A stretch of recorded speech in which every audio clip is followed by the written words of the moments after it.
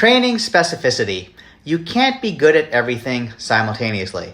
Training that's all over the place with strength, hypertrophy, power, speed, agility, all thrown into one program or even one workout isn't optimal. If you are untrained and just starting, that type of programming will work for a while, but eventually you need to whittle down your goals to a narrower focus so you can continue seeing progress.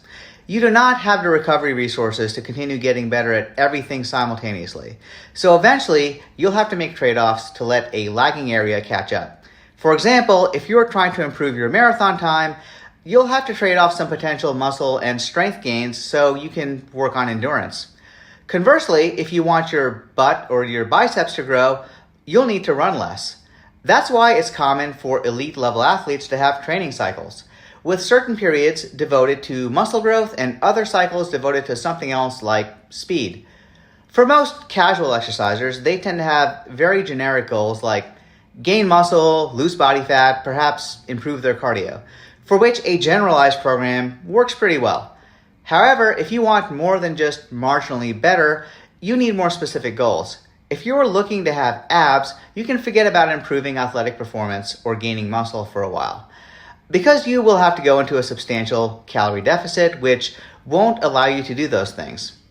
You can recomposition over a period of years, which is my approach, but that is painfully slow. And even then, it's marked by periods of slight calorie surpluses and slight deficits on a somewhat cyclical basis. My approach with clients is to mainly vary exercise ordering, because whatever you put first in your workout will receive more training stimulus, since you are still fresh and able to focus on putting your all into it.